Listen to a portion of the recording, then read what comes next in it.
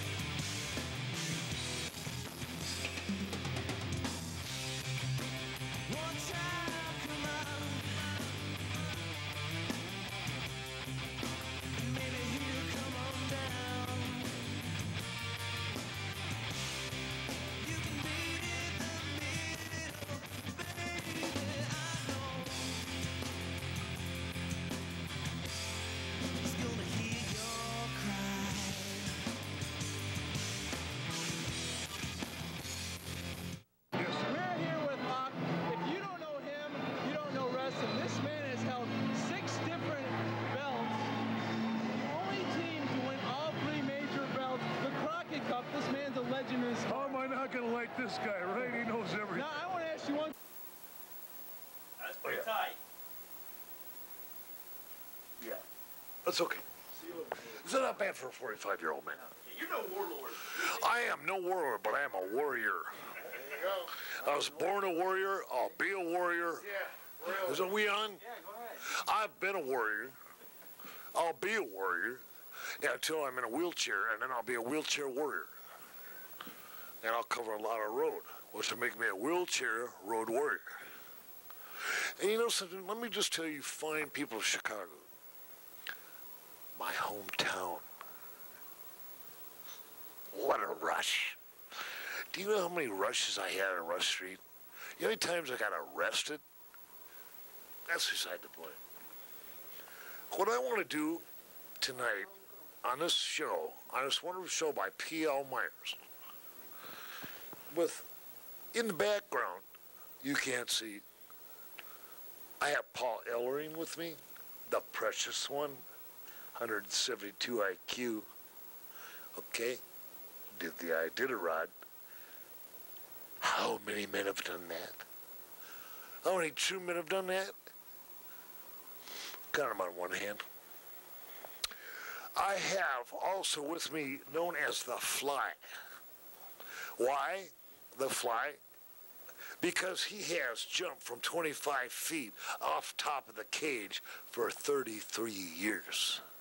Superfly, Jimmy Snuka, Paul Ellering, the mastermind, the one that put the Road Warriors together, the one that's responsible for taking the Road Warriors to where they're at, the one that's going to be on the show, The Dream Night, back with us. And no way would we do this show without Snuka. You know why? Because we're a little bit hell-bent, twisted. I've got psychological problems. Everybody knows that. That's not a secret. Animal does too, but he doesn't admit it. I'll do it for him, since he's not here. Animals got mental problems. How do you think we got this way? How do you think we got this way? What do you think we've been in wrestling for so long for? Simply because there's something missing here. The missing link? No. The missing brink? No. The frontal lobotomy instead of the bottle in front of me? Yes! You got a problem with that? If you got a problem with that, I'm going to just tell you something I've been saying for years. You got a problem with that? I don't care. Okay? You Chicagoans know me. I've never been mentally sane.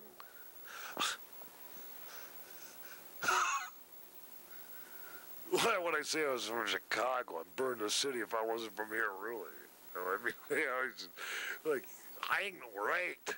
That's why I come from Chicago, because people from Chicago understand me. You know I'm not right. You know what? They're not right either. They love me. And by God, I give that love back. They are warped individuals. I suggest to every one of them to see a psychiatrist. I said, see mine in Florida. But when I got done with her, she's seen her own. Deep, heavy, a lot of mass, a lot of gray matter that matters. Some people have a lot of gray matter that don't matter at all. We're going to talk to a 172 IQ Iditarod-riding son of a gun. And one guy that come off the top of the cage every day of his life, the Superfly Jimmy Snuka, who is my Dalai Lama, my sensei, as Paul Ellering is. I'm going to tell you something. You know why they're my friends? Because they understand me. They understand the understandable. They understand where I'm from. They understand that I'm a product of my environment. My environment was violent. Violence comes and violence goes, but the way I like it is violent every day. Because if I don't have violence in my day, that's like waking up without a cup of coffee. Now, who wants to wake up without a cup of coffee? Not me. I want to wake up thinking about somebody's detached retina. Somebody's internal bleeding from a past match. You know what I'm talking about. I want to see internal bleeding. I got a few queaks, a few ticks. Sorry. I'm not sorry at all. The tweaks were given to me by working for people like Vince McMahon and other proners. And the tweaks ain't going anywhere. You want to know why? Because I'm hell-bent and twisted to stay in this business as long as I can kick butt. And kick butt tomorrow night. Precious Paul.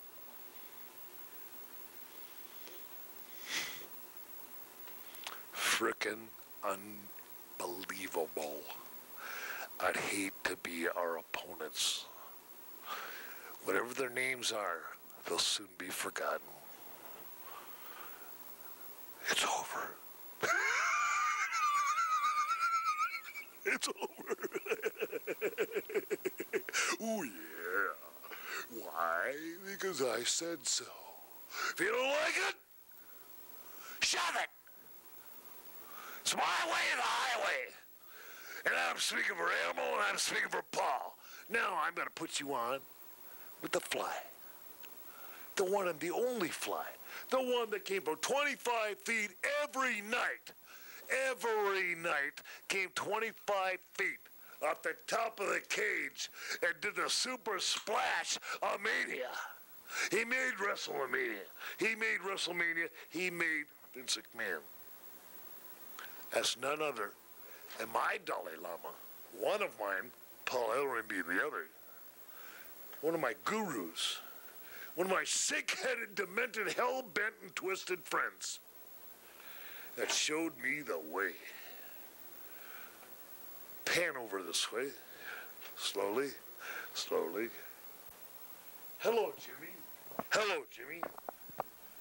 Hello, brother. Ladies and gentlemen of TV Wonderland, this moment and this time is this focus and this focus only. For one reason that I'm here is for this precious love that I have for the greatest, for the wonderful people there is in professional wrestling. And I'm talking about the greatest tag team there is that ever I love you. ever created professional tag team individual. Do you understand that? Because if you're not, then I want you to pay attention. And the name, the great manager, Brother Paul, and the greatest tag team there is in the world today, the living legends of the Road Warriors. That is a prize. That is a fact of individual beyond compare.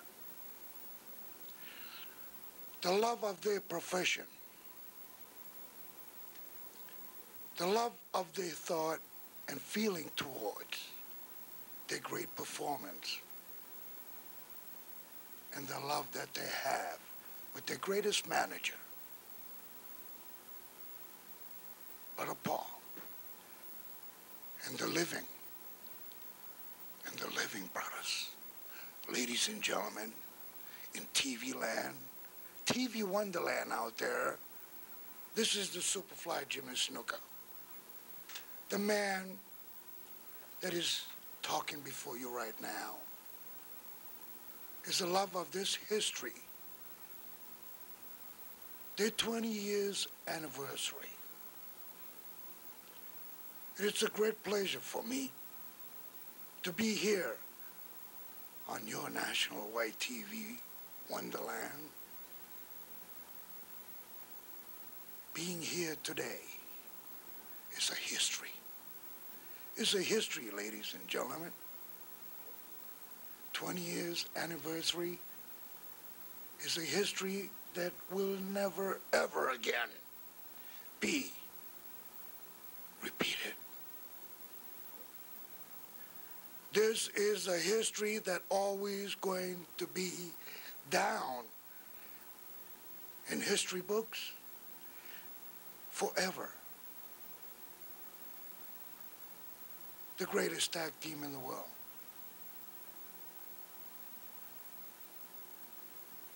Ladies and gentlemen, you know where the hell you're at right now. You're in Chicago. You just heard one half of the greatest tag team champions, 6 different championships, the Crockett Cup, and you heard from the legend, Superfly Snuka, the guy that inspired Mick Foley. Hell, every kid in Chicago went up to the top of that ladder, of that diving pool, 20 feet up in the air, and jumped down doing the Superfly splash on that pool. So you look at 2 legends are in Chicago, and you know whose show they're on? They're on this show. Not for some 5-second clip, a whole half hour. And who led this great tag team to the top? The one, the only male manager who led his team to 3 different companies, the guy that inspired many of us to be the very best in Chicago, Precious Paul Ellering. Welcome to Chicago. Thank you, Paul, but you know what? You could never compliment me as much as my own mirror does. For on a scale of 1 to 10, I am surely a 12, but it is a tremendous pleasure to be here with one of my fellow Mensa members. Thank you. And while we are doing this interview, how did you control Hawk for 20 plus years? That's the first and foremost question.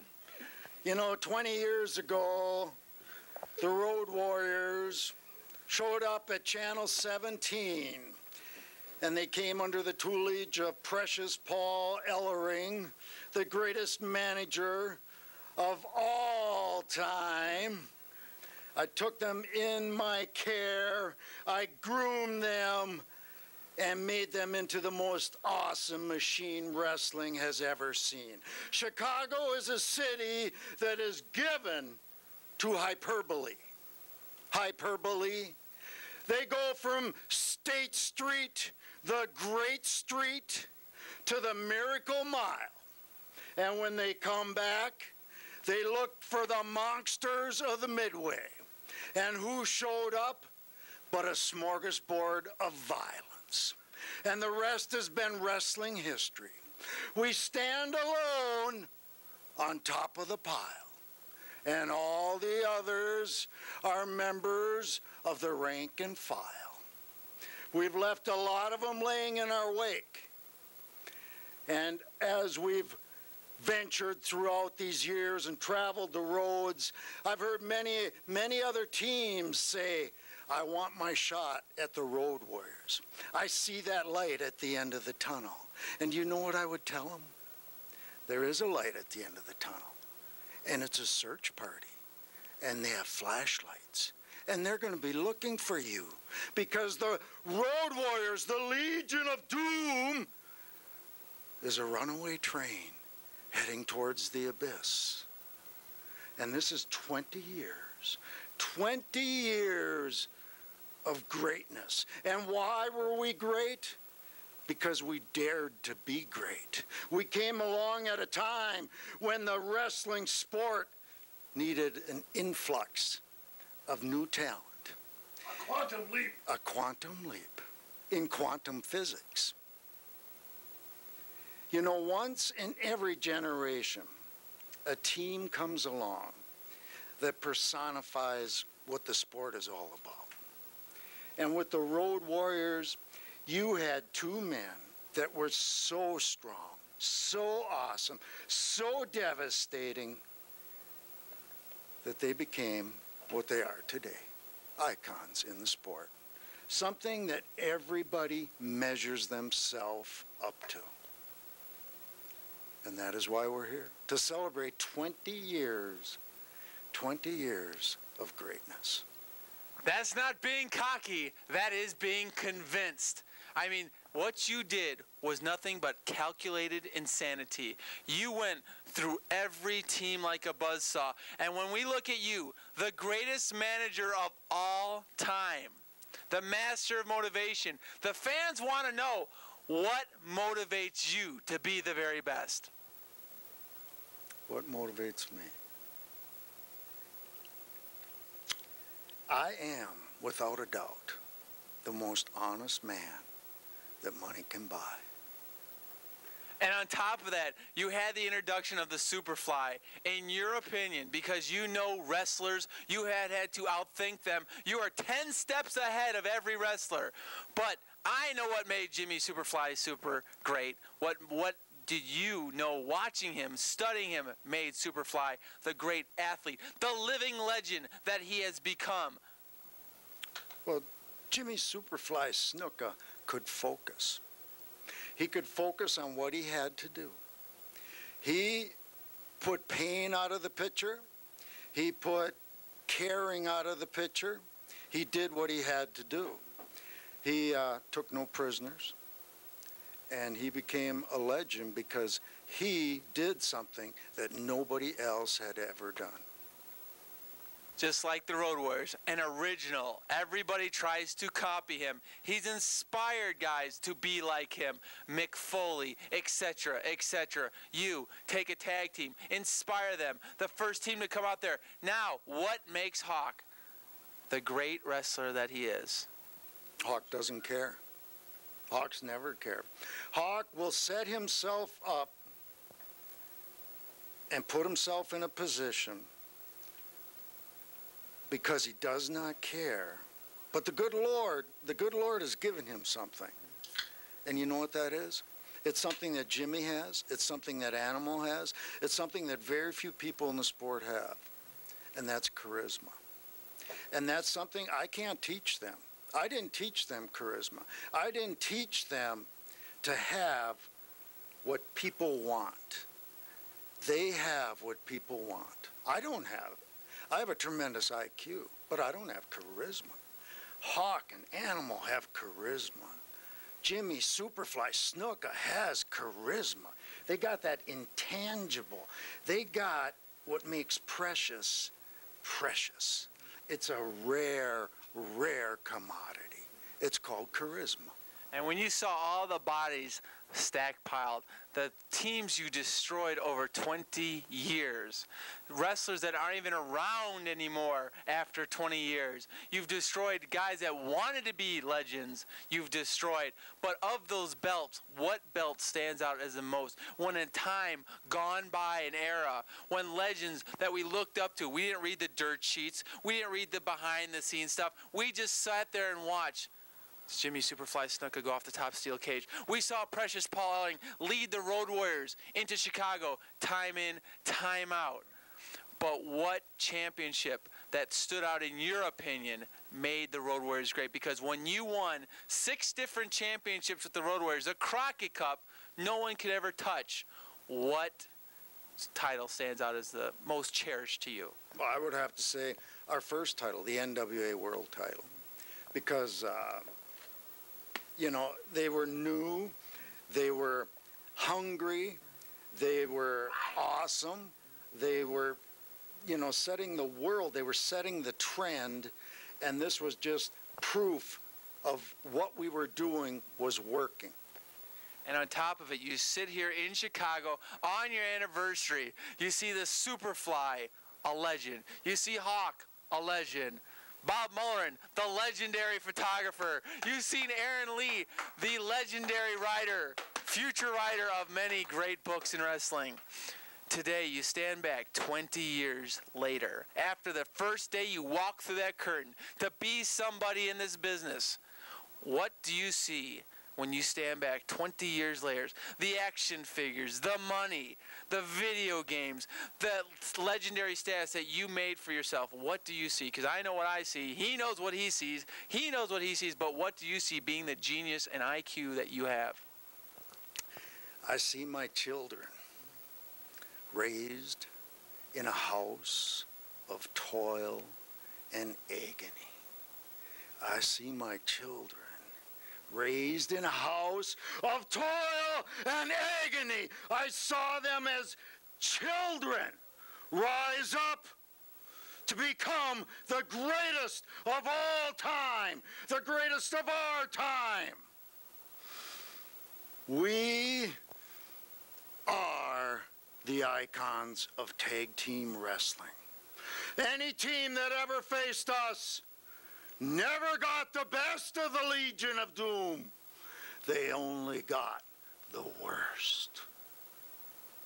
And of your 20 years, no team has come close to your success, but what was the toughest team that you had to face, which you outthought 10 times over? The Four Horsemen. What made them stand out to your, tried to be at your level? They are not at your level, but they tried. They were smart. The Four Horsemen, plus they had a manager, James J. Dillon. He was a good manager. So we were even because it was 4 against 2 with me offsetting the other manager, which made it fair. You had Animal and Hawk, and then you had the Four Horsemen. That made it a fair fight. Now you step back, being the greatest manager of all time. What other, just your own thoughts on certain managers, because they have never came to your success, but thoughts as a intellectual genius. You look at a Bobby Heenan, your thoughts on a Bobby Heenan. I think Bobby's an awesome manager. If I was back in the ring myself, I'd ask Bobby to manage me. Okay. Jimmy Hart. I think Jimmy's a really good musician. Captain Lou Albano. He should invest in some rubber band stocks. The Wizard. The first sunglasses man. And then also J.J. Dillon that you've had to face many a times? Can't handle a broken shoulder. James did better backing up than going forward. Arnold Skolin. Arnie is honest. And another manager, Mr. Fuji. Oh. Jeez, I gotta get in on this. Mr. Fuji set up every piss test for me. Mr. Fuji, awesome ribber.